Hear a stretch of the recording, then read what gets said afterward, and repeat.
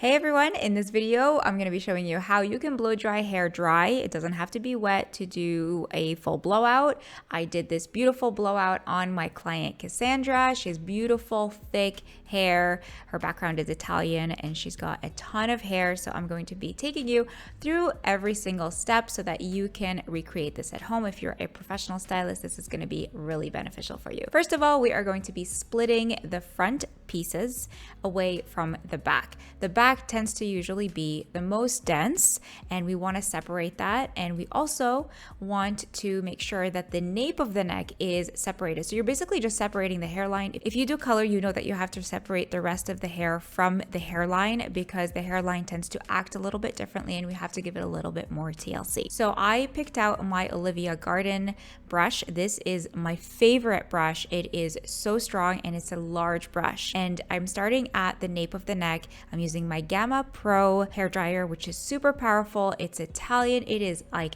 turbo charged. Like it is so intense and I love it.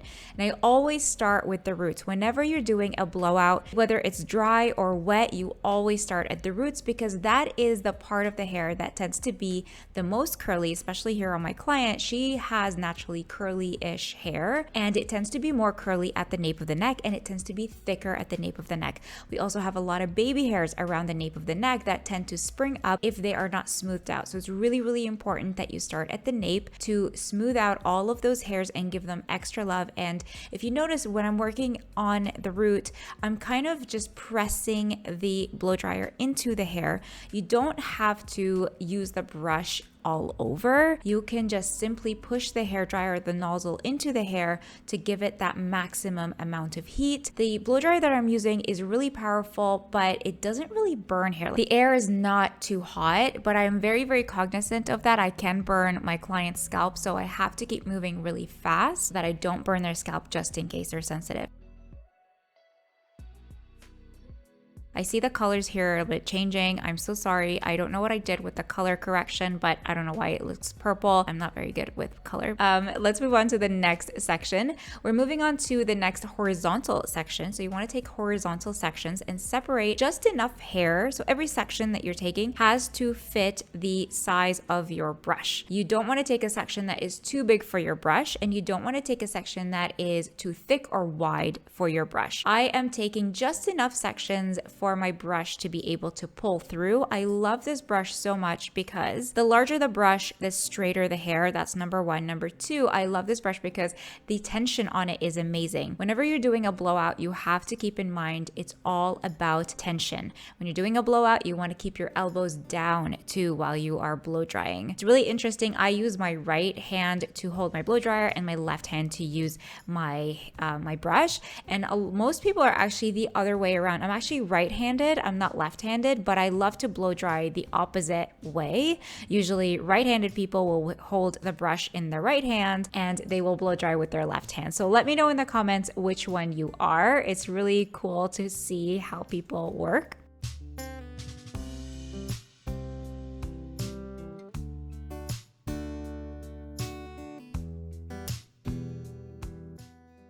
Now I'm moving on to the next section, and I'm realizing that this section is a little bit too big. Whenever you go around the round of the head, the hair is, you're going to grab too much hair because it really needs to be horizontal and vertical and in little clean organized sections. Always make sure that your sectioning is very organized so that you can give your client the best blowout. And if you notice, I am concentrating all of the heat right at the root. I did use a heat protectant beforehand. I used the Color Wow Dream Coat, which does have a little bit of heat protection. And I also use the Unite, the 7 seconds detangler, because it does also have a little bit of conditioning agents in it because her hair was a little bit dry. So here you can see I was starting to grab some hairs that I didn't want. I was trying to blow dry them all in together. So I actually changed directions. Whenever I take sections, I move in all directions. I go from the top, the bottom, and the sides to make sure that the roots are completely smooth. If the person sweats, the roots are the first part of the hair that are going to bounce up and turn curly.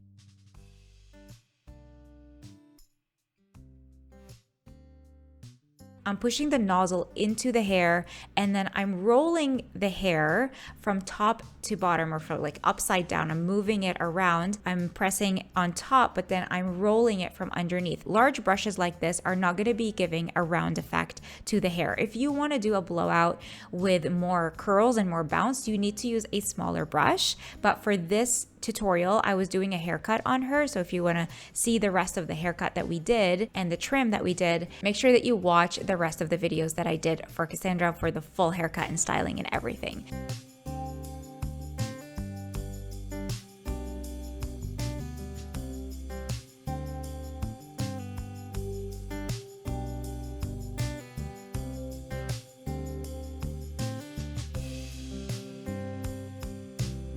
Over here, I am pushing the nozzle from underneath, and then I'm going to start moving it into the corners as well. I want to make sure I get every single hair, especially at the root. And if you notice, I'm not spending too much time on the ends of her hair. Her hair on the ends is not curly. I really just wanted to basically give her kind of like a flat iron look. I wanted to straighten her hair. I didn't want to give her a big bouncy blowout. This tutorial is just basically just to learn how to do a straight blowout. Here at the end, if you notice, I did kind of spend a few more seconds dropping the hair, and what that does is it allows the heat to cool down a little bit. Always move your sections, always be like moving with your hair. You don't want to hold the heat for too long in one place because that can burn the hair, it can burn the skin, and it's just generally not good practice. You want to keep moving the heat throughout the hair. Remember, your brush is very hot at this point. You've been going over these sections over and over again with a lot of tension. The more tension you have, the straighter the hair and the smoother the blowout is going to be, and the longer that the blowout is going to last. And when you bring it down, you want to take your time bringing it down so that the heat cools down and you're able to get that beautiful smooth blowout with no frizz on the ends. You can always add products later to remove frizz, but cooling hair is the trick to getting a blowout that lasts.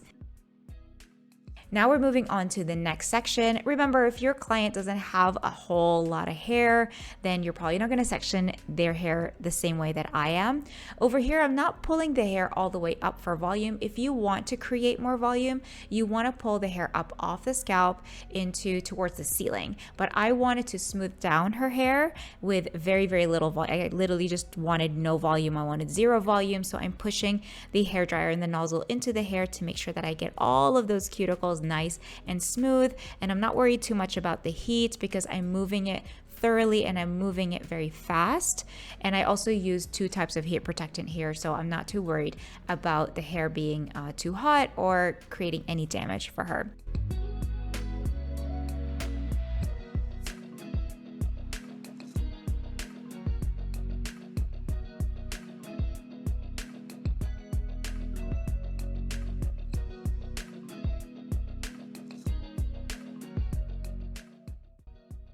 Once you get to the middle part of the hair towards the ends, you want to roll the brush. You want to learn, if you don't know how to blow dry hair, you want to learn how to roll the handle of the brush just the way that I'm doing. Whenever you're starting with a hair strand, you want to push the heat into the hair to make sure that you get really, really straight, beautiful, smooth hair.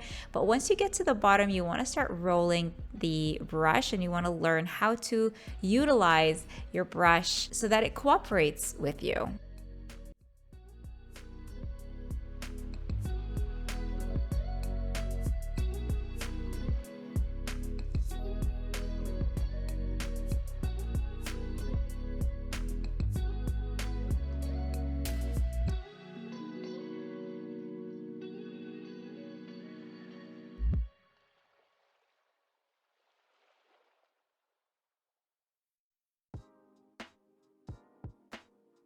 Now moving on to the top section, this is the crown section. This is really, really important. If your client wants big volume, then you want to take the hair up. I find whenever I come to this section, in order to get the most amount of heat at the root and to get the smoothest blowout, I want to make sure that I pull the hair up. That way I know I'm getting every single hair. And I always like to pull the hair forward.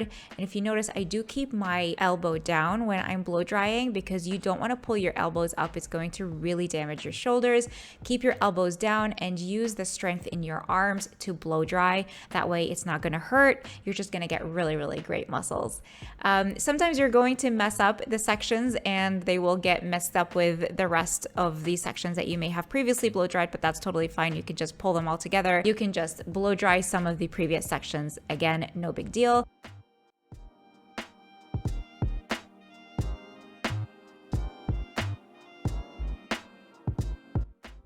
I'm pulling the hair forward to give her a little bit of volume right at the crown. If you have a client who has curtain bangs, you know that you should be doing this. You have to pull the hair forward to give them the maximum amount of volume.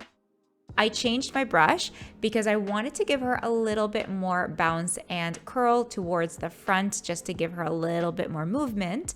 So this brush is a little bit smaller. It's the rose gold brush. It's not exactly the same make as the previous one that I use, which is a pure gold. I will link everything down below. Olivia Garden brushes are literally my favorite. The round brushes are insanely beautiful. And if you notice, I did move her head a little bit because you want to make sure that your client is in a position where you can create tension on their hair. A lot of clients tend to move their head away from where you're working. Don't be afraid of being harsh with their hair or be afraid. Like, I see a lot of people saying like, I don't want to pull my client's hair, it might hurt them. It actually doesn't. It actually feels really good. It feels like a nice massage whenever you pull someone's hair. So don't be afraid of that. As long as you're not knotting any of the hair together, you're working in organized, clean sections, and you're not in any pain by keeping your elbows down and you're using really good heat and you're moving and rolling the brush just like this is really the key to getting really, really nice blowout.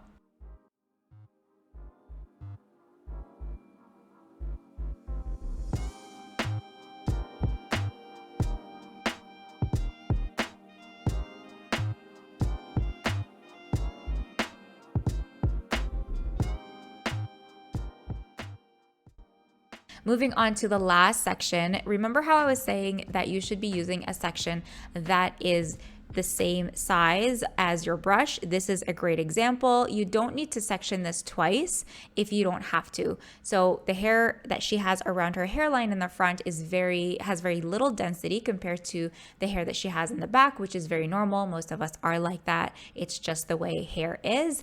And I was able to grab that entire section and just roll the brush just like this and be able to give her that beautiful bouncy blowout with a nice curve and nice movement in the front. So this is me just explaining to her her haircut and what I was going to do with the haircuts. So make sure you follow me if you want more hair tutorials, and make sure you sign up to the Academy. All the links will be down below, and check out the other videos when I do Cass's haircut, and I'll see you in the next video.